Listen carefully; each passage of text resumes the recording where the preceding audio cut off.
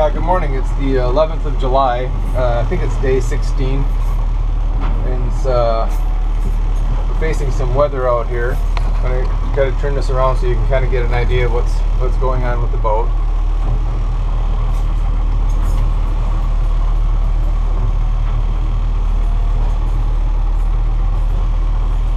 The direction that the wind is coming from is, as so often happens, the direction that I want to go. So I'm heading what they call hard on the wind, or close haul, and I've got the motor running for assistance, and there's a storm that's blowing through right now. So this shouldn't last that much longer. Coincidentally, this is probably 20 minutes ago, I had a whole pot of dolphins come through. Very first time on the whole passage that I've seen dolphins after I got away from the shore. So that's kind of hopefully a good omen, but maybe they were trying to warn me of this approaching little cloud burst here. So I'm heeled over probably about 25 degrees right now, 25 to 30, and again I'm doing 5.8 knots, and just about the direction that I want to go. But it's I still want to go a little bit more to port in order to make the waypoint that I want to make before I do the turn off into Sitka. So nasty day. Neptune is mad today. Well, today is July 12th, and this is one of the many ships that I've seen on this trip. This one passed within 2 miles. I did call him, and he didn't have to alter course. He just advised me that his computer has told him that he was going to be out 2 miles. You know, I told him it was annoying that he set my alarm off within the 2 mile limit, and you know, he apologized, and he said that it's not uncommon to have a 2 mile limit on these. So there you go. I guess better set the alarm off than run into me and not set the alarm off. Another very cloudy day. Not much wind today, just a speck. I got the motor running. Motor's been actually running for the last 12 hours. Clipping along here at about 3.5 knots. Burning 6 gallons every 24 hours at this speed.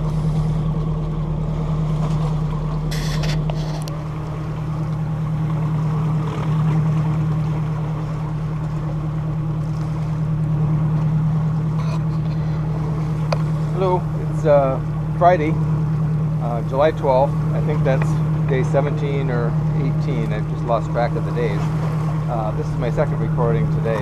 It's really turned out to be just a very pleasant day. It's the first time I've been able to come outside and sit, even though I have to have some kind of a sweater on, really in a couple of weeks. It's been terrible weather in terms of rain and cold and so on and so forth. The only thing that I am lacking is wind. It's been motoring now for almost 24 hours. A little breeze started coming up this morning, and you can see it flapping in the sails. I've got it set up in wing and wing, and the breeze is coming from directly behind me. So if it picks up even 5 knots, I'll be able to shut the motor off, and we'll get some excellent sailing in. The kind that I really prefer, the downwind type of sailing. The problem is it's coming in about 5 knots right now, but my forward speed is about 3.5, so I'm only getting an effective wind of 1.5 knots. So it's not really enough to tell me for any kind of speed at all. But it was a great day to get things done inside the boat, which I've done. As you can see out here, it's pretty relatively flat water. We've gotten a few ripples here in the last couple of hours.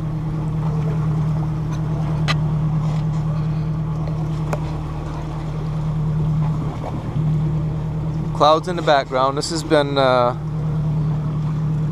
typical. This is the first sun I've seen in at least a week.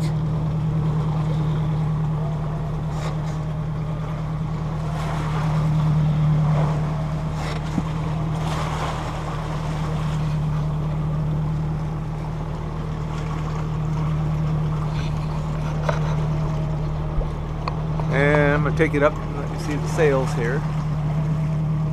You can see the wind indicator up there. It's showing the wind's coming from the right direction, but it's just very weak. It's knocking that arrow around, but it's not giving us enough wind to really do any good.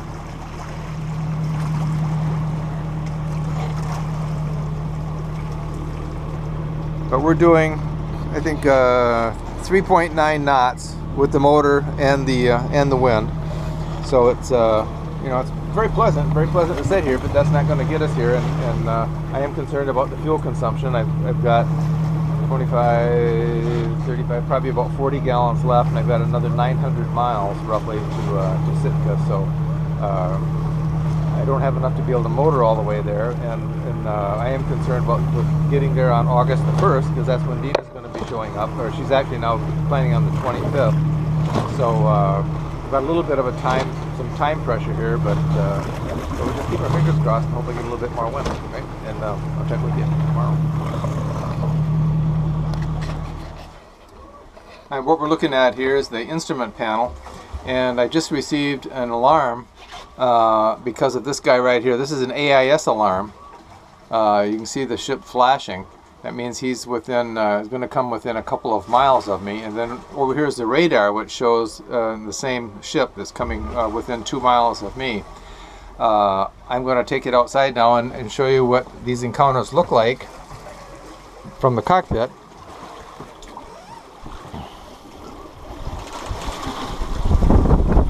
So there's the boat over there. As the Bay Bridge is the name of it, and he's moving along at 20 knots. And from where I'm sitting, it really looks like we're on a collision course. But these guys have pretty sophisticated computers, and he's got it supposedly set up so he's not going to get closer than 2 miles. So I'm watching him very closely. It just doesn't. It looks like he's not. That he's going to get closer than that. So I'm a little concerned about that. He should be altering his course. But I see these boats every day out here, so you really have to be concerned with it. It's when along the coast of Mexico, you have like a corridor or a shipping channel that the boats stay in, and once you get past that, you're pretty clear. And I found on this trip that the boats go all over the ocean. There doesn't seem to be any prescribed route, and so you always have to be alert for them. And having the AIS has just been wonderful, because they can see you and you can see them, and it's easy to set the alarm. And then also having the radar is helpful. I've had some problems with my radar this trip, but the AIS is probably the most important of the two. Well, I'm not sure how this video is going to come out. Right now it's the 14th. It's almost midnight, almost the beginning of the 15th, and I'm in what for me is the worst storm that I've been into at sea. It's really blowing outside. I'm here in the pilot house, trying to stay warm. I've got all my follies on, and got my sleeping bag curled up inside that. It's very damp and very cold. Outside, you can hear the wind howling. I've taken most of the sail down, which is preventing us from. I've almost gotten knocked down twice. It gets, you know, it really leans a lot, even with, I've got a triple reef in the main and just a little bit of the head sail out. I'm going to turn this around just so maybe we can see a little bit of what's happening in the cockpit here, or in the pilot house. I'm down here on the floor looking up, and then I can see the instruments up there to make sure I'm heading in the right direction. And if the autopilot fails, then I can jump up and grab the wheel and hand steer. But so far the autopilot has done a pretty good job. I think primarily because I've got the sails balanced pretty well. But I'm going to stop talking so you can maybe hear the sound of what's going on outside.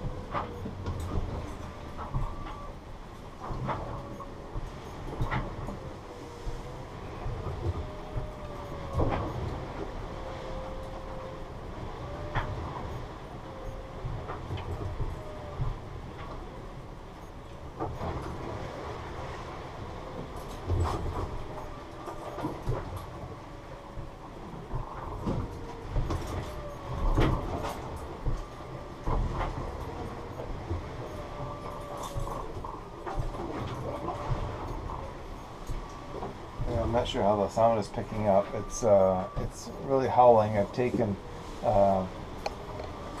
two waves have broken against the side of the boat and come actually over top of the pilot house. and the boat has been knocked down to where the mast is almost in the water. Not quite in the water, but the head sail actually was in the water. It came back up. That's when I had 2 reefs in the main, and that happened probably half hour, 45 minutes ago. Then I had to go out and go out on deck and reduce the main down to the 3rd reef, and also then I came back in and reduced the head sail. But it was just ugly out there. The rain is beating down so hard that I could hardly see.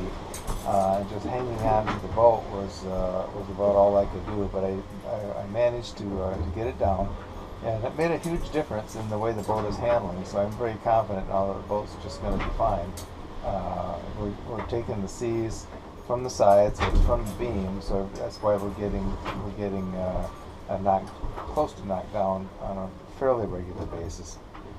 But the seas aren't that big. It's blowing about 20 to 25 knots right now, and like I said, this is the biggest storm that I've dealt with at sea, and it's big enough. I don't think I want to do another one. So it's going to be a long night. So give you another quick look at and listen to the sounds from outside.